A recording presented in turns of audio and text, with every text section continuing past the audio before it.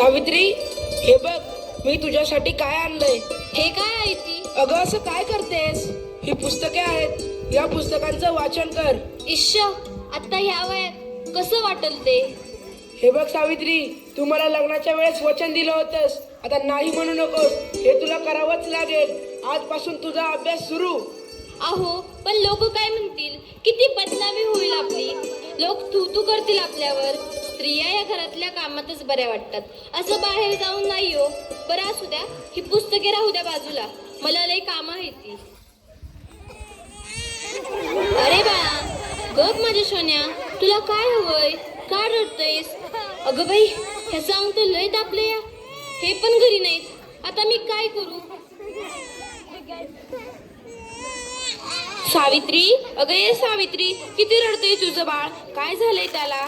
होय ग पारू, रात्रीपासून लय रडायला लागले बघ. काय ठाऊक काय झालं या? अंग बी लय तापलं या. अगं सावित्री, अगं याचं अंग तर इस्तवणी तापलं या. होय ग पारू, आता मी काय करू? अगं सावित्री, ही तर भूतबाधा आहे, भूतबाधा. काय भूतबाधा? माझ्या लेकराला भूताने झपटलंय? नाही नाही, असं होऊच शकत नाही. होय सावित्री, असंच झालंय. याच्या पापण्या बघ कशा लाल झाल्यात. मग आता मी काय करू? हे पण घरी नाहीत. अगं तुझं पोरगं लय तापलंय, आता रडत बसू नकोस, वेळ वाया घालू नकोस.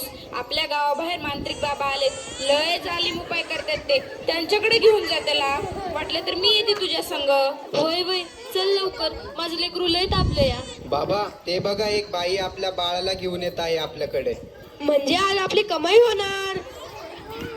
बाबा, माझ्या बाळाला वाचवा बाबा, माझ्या बाळाला वाचवा.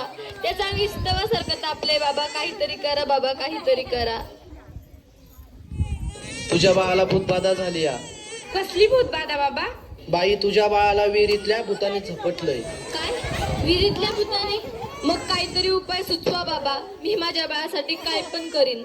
बाई, तू काळजी करू नकोस, बाबांवर विश्वास ठेव, सगळं काही चांगलं होईल. थोडा धीर धर. कसा धीर धरू बाबा, कसा धीर धरू?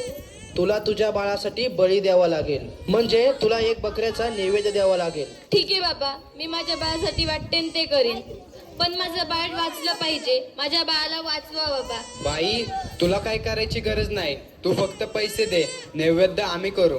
ठीक आहे बाबा, मी वाटेल तेवढं पैसे देईन, पण माझं बाळ वाचलं पाहिजे. हे घे अंगारा, दिवसातनं 2 वेळेस लावत जा बाळाला.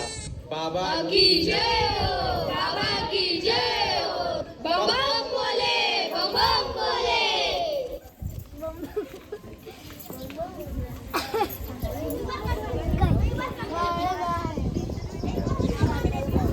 अगं बाई, ह्याचा अजून कसं काही ताप कमी नाही झाला? काल बाबाकडे जाऊन पण काय बी फरक पडला नाही. अगं किती रडतोय तो, तुला किती वेळा सांगितलंय त्याला दवाखान्यात घेऊन जा म्हणून, पण तू काय माझं ऐकू नकोस. अहो ऐका ना, चिडू नका, जरा बघा ना हातात घेऊन, याचा ताप कायच कमी नाही झाला. जरा बघा ना याला काय झालंय ते. त्यावेळी तुला किती वेळा सांगितलं की घरात प्रसूती करू नकोस म्हणून. अशा वेळी एका आईचं आणि बाळाचं दवाखान्यात असणं किती महत्वाचं असतं, माहित आहे का तुला? अहो, पण पुरुषाच्या हातून प्रसूती करताना लाज वाटते. कसं वाटतं ते? त्यावेळेस दवाखान्यात कुठल्या महिला डॉक्टर पण नव्हत्या, मी कसे करणार होते प्रसूती? अगं याचं अंतर तव्यासारखं तापलंय, अशी कशी गाफील असतेस तू? अहो, मग काहीतरी करा ना. दादा, लवकर जाऊन वैद्यांना बोलव. हे काय करतेस तू? मी याला देवाचा अंगारा लावतीये. बस कर सावित्री, हा सर्व अंधविश्वास असतो. अहो, जरा विश्वास ठेवा. हे बघा, याचा ताप कमी होतोय, कपाळ पण अगदी थंड पडलं या. बघा ना जरा. उठ ना बाळा, उठ, डोळे उघड. हे बघ, तुझी मम्मी तुला बोलवतीये. उठ ना पिल्लू, आई तुला आवाज देते. उठ ना बाळा. काय झालं? अहो याला काय झालं? हा उठत का नाहीये आणि डोळे पण उघडत नाहीये. ए बाळा उठ ना, काय झालं? अहो काय झालं याला? हा सास गप्प गप्प काय? ए उठ ना बाळा, काय झालं तुला? अहो बघा ना जरा. आणि नाही राहणार, नाही राहणार मी अडाणी. मी शिकेन, मी नक्की शिकेन, कारण उद्या एखाद्या कुण्या आईला उपचाराच्या कमतरतेमुळे आपल्या बाळाला मुकावे लागणार नाही. मी शिकेन, मी नक्की शिकेन. शाबास सावित्री, शाबास. मला तुझ्याकडून हीच अपेक्षा होती.